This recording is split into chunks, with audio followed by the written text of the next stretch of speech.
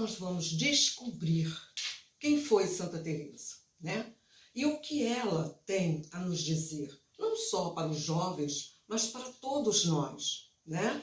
Santa Teresa é a mestra da oração. Então, o que é a oração, né? Se não a porta de entrada para essa intimidade com Deus. Então, Teresa começa todo o seu itinerário nos mostrando que é por uma amizade, né? Esse caminho para estarmos com Deus através da oração. Então, toda a vida de Teresa foi baseada nisso, né? Ela tenta escrever, ela escreve, né? Mas ela tenta dar às pessoas que querem o caminho, um itinerário para essa intimidade com Deus. Mas você vai me perguntar, mas quem foi Santa Teresa, né? Teresa nasceu em Ávila, né? Então aí nós já temos que Ávila era, vamos dizer assim, uma cidade que era chamada de Ávila dos Cabaleiros, né? Então foi uma cidade muito importante porque ela teve, durante o século XIII e o século XIV, ela conseguiu muitas vitórias contra os mouros, né? Então, essa cidade ela só vai perder o seu, vamos dizer assim, o seu clímax, né? O seu esplendor, quando Carlos V transfere essa cidade, né, toda a corte para Toledo, tá? Teresa, o nome dela é Teresa de Cepeda e Eumada, nasceu no dia 28 de março de 1515. Tá? E é interessante porque foi no mesmo dia em que o convento da Encarnação e da Réplica Mitigada ele é inaugurado. Então vejam vamos dizer assim, que referência, né? Tá? Seu pai, Dom Alonso, tá? De Cepeda, ele recebe o título de nobreza, tá? Ele era um nobre, né? Mas que Teresa nunca fala da sua, vamos dizer assim, da sua descendência judia, tá? Muito bem. Casa-se com Dona Beatriz de Almada, tem 2 filhos do primeiro matrimônio. Dom Alonso tem 2 filhos do primeiro matrimônio, e quando ele casa com Dona Beatriz de Almada, ele tem mais 10 filhos. Então, o que a gente vê aí? Nós vemos uma casa cheia de crianças, não é? Uma casa com muita, vamos dizer assim, com muita vida, não é? Então, é nesse ambiente que Teresa vai se colocar. Depois que nasce o último filho, né, de Dona Beatriz, ela faz um testamento e ela morre, né? Então, 10 filhos naquela época, realmente, a mulher ficava muito, vamos dizer assim, muito, vamos dizer assim, sem condições para criar depois os outros filhos, né? A gente sabe disso. E aí, o que acontece? Teresa já está com 14 anos, né? E é interessante porque Teresa, ao ver uma imagem de Nossa Senhora, ela pede que Nossa Senhora seja a mãe dela naquele momento, né? Muito bonito isso, né? Muito bem. Aí, o que acontece? Teresa é uma jovem, tá? Sua personalidade se transforma e se afirma. Claro, como todas as jovens, como toda a adolescência, Teresa também é igual. E eu sempre digo isso, que Teresa é muito humana, né? Por quê? Porque Teresa vai expor essa sua forma com todo mundo, né? E viva, né? Ela uma imaginação absurda, né? Por quê? Isso se deve aos livros de cavalaria, que ela lia, inclusive, junto com a mãe. Tá? Mas que naquela época eram livros proibidos. Por quê? Porque tratavam de namoricos, galanteios, né? Seduções, né? Sem falar dos grandes romances, aquela coisa. Então, a mãe lia isso escondido, ela também, né? E aí é que acontece, né? Dom Alonso começa a perceber nessa menina, nessa adolescente, nessa jovem, um interesse muito grande sobre os rapazes, né? E ele fica preocupado com isso. Então, ele, para assegurar uma boa continuidade, uma boa, vamos dizer assim, educação para a sua filha, ele coloca Teresa, das Agostinianas de Nossa Senhora das Graças, tá? Isso foi em 1531, mas Teresa tem pouco mais de 16 anos. Pergunta que não quer calar. Teresa foi porque quis? Não. Ela foi porque foi obrigada, tá? Então, o que a gente nota também é que ela não tinha vamos dizer assim, essa vontade de ser religiosa, de jeito nenhum, de jeito nenhum. Mas o que acontece? Quando ela chega no convento, ela faz uma amizade muito grande com Dona Maria de Briceno. E aí, essa Dona Maria, ela vai fazer o quê? Ela vai mostrar a Teresa o desejo das coisas eternas, né? Então, Teresa começa a perceber a oração, começa a ter os hábitos religiosos, né? E ela começa a ver que a força das palavras de Deus. Então, ela começa a ver a inutilidade do mundo, ou seja, da vida mundana, né? Então, tudo que há no mundo, né, a rapidez de tudo acaba, mas o que fica é o quê? A vida eterna. Então, Teresa começa a perceber isso. Isso está num livro que ela escreveu, que é a sua autobiografia, que é o livro da vida, né? Então, está lá, tá? Mas acontece que é uma coisa que a gente não explica, mas a gente entende. Teresa tem uma grave doença, né? Então, ela mesmo diz que era preciso isso, tá? Mas foi necessário o retorno o quê? À casa do pai. Então, quando ela retorna à casa do pai, o que acontece? Nós, racionalmente, podemos dizer que Teresa ficou entre o mundo, tá? E as coisas de Deus, né? Mas ela começa a ver, vamos dizer assim, visões do inferno, tá? E essa crise, gente, o que eu estou fazendo aqui, não estou entendendo nada, que isso acontece conosco, essa aridez, isso permanece, essa crise, por 3 anos, né? 3 anos. E ela, durante esse período, ela começa a ler as cartas de São Jerônimo. E essas cartas dão uma iluminação para ela, né? E aí ela decide, não, eu vou ser religiosa, eu vou voltar para o convento. Porque, afinal de contas, eu não quero ficar nessa vida, tá? Temos que fazer vamos dizer assim, um parênteses agora, né? A Espanha está conhecendo, no século XVI, uma grande efervescência, o que? Espiritual e intelectual, tá? E são a corrente dos alumbrados, né? Eles eram adeptos à oração mental e à contemplação. Mas o que é isso, gente? Naquela época, nós estamos falando num período muito difícil, tá? No período em que nós temos um protestantismo muito forte na Europa, tá? E aparece também esses alumbrados, que eles fazem essa oração mental, né? Essa meditação mental, e que muitas vezes fazia com que as pessoas ficassem muito nervosas com essas pessoas, tá? E Teresa foi acusada de ter sido uma alumbrada. Então vejam que na época foi muito difícil, tá? E tanto que Teresa vai dizer no final de sua vida que ela morre filha da igreja. Teresa foi fiel à igreja até o fim, tá? Muito bem. É preciso, né, tirar todas essas confusões, tá? Muito bem.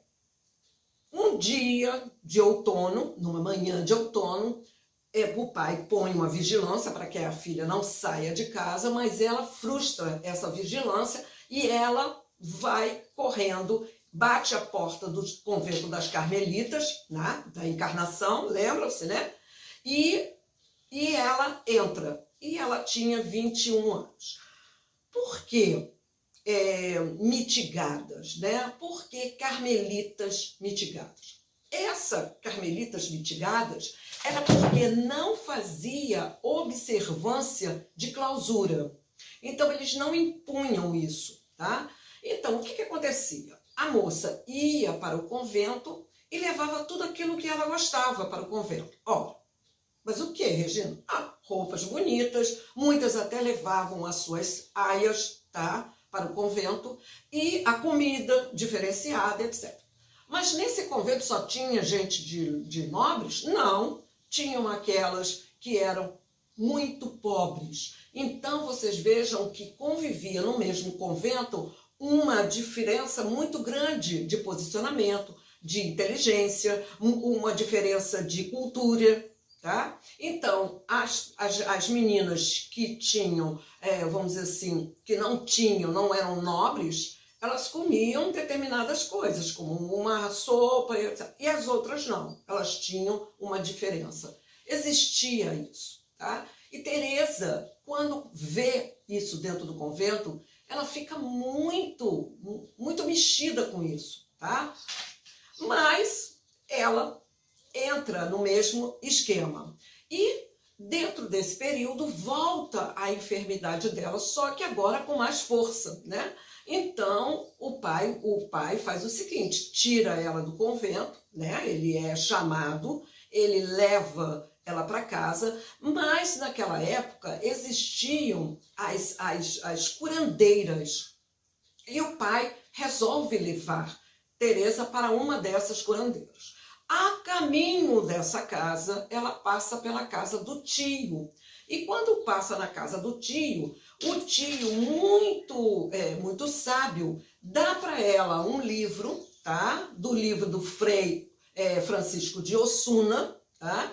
O terceiro abecedário. E qual é, vamos dizer assim, o ponto principal desse livro? É que esse livro mostra a oração interior, tá? Que tem que ter dois princípios desse livro que são importantíssimos. A necessidade do vazio interior, por quê? Para que o coração possa deixar preencher apenas por Deus, e a celebração do amor como força motora essencial da contemplação. Então, o que nós temos? Nós temos o vazio, né, de todo o interior, deixar as coisas de lado e preencher com o amor de Deus, né? Então, Teresa descobre que isso era o que ela precisava fazer, era o que ela queria, tá? E sobre esse livro, ela encontrou o mestre espiritual que faz com que ela tenha o quê? A grande amizade com Deus, tá? Então, no dia 15 de agosto de 1538, a crise é muito aguda. Então, nós, né, que entendemos esse lado espiritual, a gente está vendo que é uma batalha constante, né? Ela está em batalha muitas, né? E aí a crise é tão aguda, mas tão aguda, que Teresa perde a consciência por 4 dias, tá? Ela recebe a extrema unção e eles têm Teresa por morta. Inclusive, as freiras fazem até uma vala, né, no cemitério, que era para colocar Teresa, tá? Então, minha gente, Teresa retorna ao convento, ela melhora, vamos dizer assim, a recuperação de Teresa é intensa, a gente não imagina nem como, ela fica até com uma paralisia e depois ela volta a andar, aquela coisa toda. Isso, ela retorna para o convento e isso dura uns 10 anos. Então, eu vou dizer para vocês, Teresa está com uma vida espiritual atormentada durante esses 10 anos. Secura, aridez, impulsos de entusiasmos, seguidos de recaída, medos, temores, impaciências, tá? Por exemplo, ela não tem tempo, ela não tem paciência para a oração, entende? Também está aliada a isso, Teresa começa a desfrutar de uma certa do locutório. O que era o locutório? O locutório Teresa era uma parte do convento em que elas, por estarem de semi-clausura, elas recebiam pessoas para conversar, tá? Então essas pessoas vinham e conversavam com ela, tá? Através da grade, mas conversavam. E Teresa gostava disso. Tá? Então é importante a gente entender isso para a gente ver a força que Deus fez a Teresa, né? Essa graça absurda que o Senhor deu a Teresa. Porque Teresa gostava, ela gostava de estar, vamos dizer assim, com essas pessoas, conversando com essas pessoas. Por quê? Porque Teresa era uma pessoa extremamente inteligente, né? E por ser muito inteligente, ela gostava de tentar, vamos dizer assim, envolver as pessoas. Muito bonita, então ela era um alvo certo. Dois acontecimentos, né, muito da graça de Deus, né? Ela depara-se com uma imagem do esse uomo, ou seja, é aquele Cristo chagado. E quando ela vê aquela imagem, aquilo faz vamos dizer assim, há um transtorno em Teresa. Teresa sente o quanto Cristo sofreu. E ao perceber vamos dizer assim, essa dor, algo muda em Teresa. Aliado a isso, Teresa começa a ler a leitura de Santo Agostinho, principalmente a Confissões. Então, ela começa a tomar consciência do que ela representa, né? E é muito interessante que ela, no momento em que ela está em frente àquela imagem, e ela pergunta, né? Por que, né, tu sofres tanto? E ela ouve de Jesus, porque você não abandona essa vida mundana que você tem, né? Então, esses colóquios, né? Isso me faz sofrer muito. Então, Teresa, aquilo estarrece Teresa, ela vai ficar estarrecida com esse fato, né?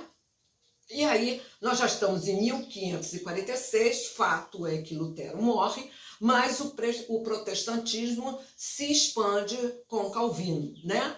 E o convento da Encarnação, Teresa tem um encontro decisivo em sua vida, que nós chamamos da segunda conversão. Por que a segunda? Vocês lembram da primeira, com Dona Briceno, né? Então, quando ela chega ao convento, é apresentado a ela o caminho do Senhor. Mas depois tudo faz com que Teresa não continue esse caminho. Então agora vem essa segunda conversão, né?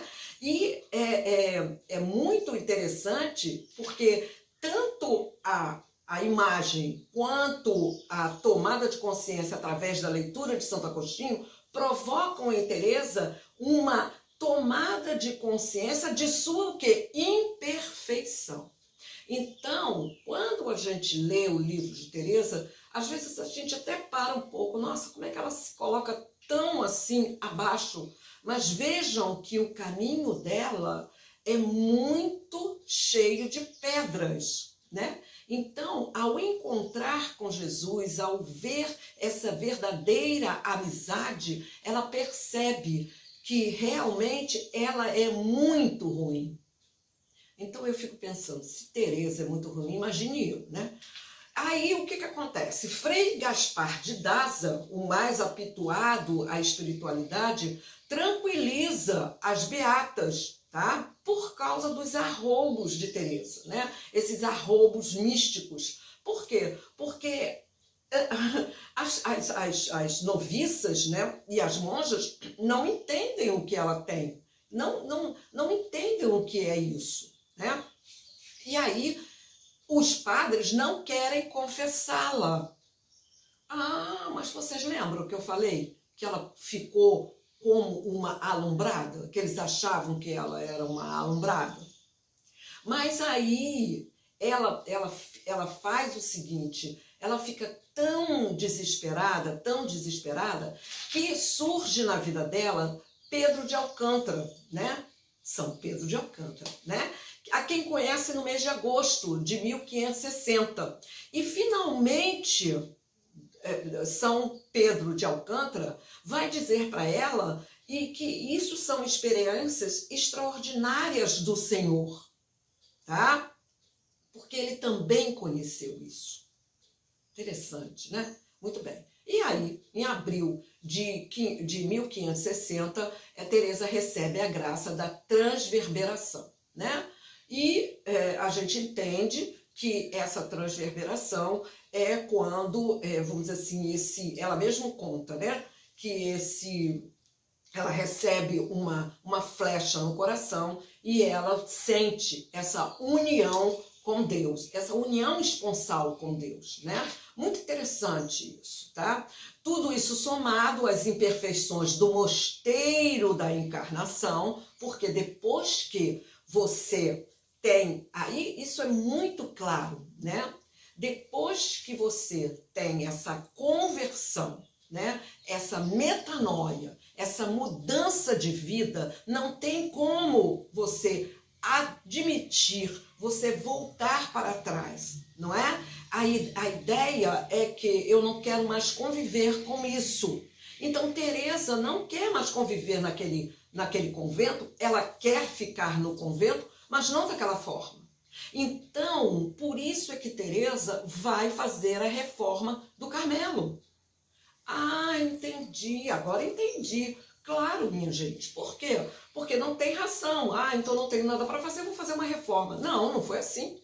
Foi porque ela viu tantas coisas erradas do Carmelo, aliado à sua nova metanoia, aliado a essa metanoia, essa mudança de vida, né? Ela diz, não quero mais ficar com isso, tá? E aí aparece Frei Garcia de Toledo, que a reconforta, tá? E que ela ordena para que ela escreva a sua história, né? A história da sua vida, tá? E aí ele incentiva para que ela faça essa fundação desse novo Carmelo, tá? E no dia 24 de agosto de 1562, Teresa pessoalmente dá o hábito a 4 noviças e funda o convento de São José, tá? De Ávila. E é muito interessante porque ao fundar esse convento de São José, a quem ela diz que, vamos dizer assim, é aquele que vai ajudá-la nas suas fundações. Por quê? Porque ela diz que o pai, né? O filho vai sempre ser obediente ao pai. Então, pedir ao pai, é claro. Então, a mãe é a mãe dela, né? Nossa Senhora é a mãe dela. E o pai é o que ajuda, é claro que Teresa segue em frente nas suas fundações. Teresa passará 5 anos no convento de São José, onde terminará o que? A sua biografia, bem como a redação do Caminho de Perfeição. Então, esse livro, O Caminho de Perfeição, na verdade, é o primeiro escrito de Teresa. Por quê? Porque as monjas e as noviças, e essas 4 noviças, que ela dá, e depois formam 12, ficam 12, elas dizem o seguinte, eu também quero saber o que acontece, qual o caminho, qual o itinerário. Então, Teresa escreve o Caminho de Perfeição, mostrando às monjas, não para nós, mas mostrando às monjas o caminho para chegar a essa oração mental. E é interessante, por quê? Porque elas seguem esse caminho, né? Elas seguem. Mas, o que acontece, tá? Ela fica... esse livro do Caminho de Perfeição, ela dá posse, né? Ela entrega às monjas, às noviças, mas aliado a isso ela vai escrevendo o livro da vida, tá bom? E aparece Frei Rúbio, tá? Que é encarregado pelo Papa Pio V da reforma da ordem.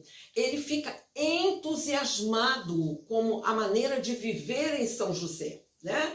Entregou a patente autorizando a fundar outros mosteiros. Por quê? Porque essa ordem, essa nova ordem, em que todas são iguais, em que a pobreza, né, tem um voto de pobreza e que elas só têm uma visão a Jesus. A única coisa que elas querem é olhar para Jesus, seguir a Jesus. Então isso dá uma certeza muito grande de que todas aquelas, esse convento, tudo aquilo que antes, aquele mundo que vivia dentro da ordem religiosa, vai dizimando, vai saindo, tá? E o convento de Sevilha, né, vai ser denunciado porque foi objeto de inspeção por parte da Inquisição, tá? E o livro da vida, a autobiografia de Teresa, mantém sob vigilância, né? É interessante porque muita gente fala que Teresa escreve 2 livros da vida, né? O primeiro realmente se perde, né? E o segundo ela escreve com mais cuidado, né? O Caminho de Perfeição aconteceu a mesma coisa, tanto que no Escorial tem o original, né? E Teresa escreve um outro tirando, porque o censor corta muitas coisas, então quando vai ser imprimido, ele tira aquele. Então tem 2 livros do Caminho de Perfeição. Mas isso é uma outra história quando se entrar dentro da história dos livros de Teresa, tá? 2 carmelitas descalços, confessores do convento da Encarnação, que todo mundo conhece, que é São João da Cruz e o Frei Germán. Muito interessante porque eles são raptados e se instaura uma crise brutal entre os mitigados e os descalços. E esse novo conceito de Teresa, né, dessa reforma, a palavra é descalços. Por quê?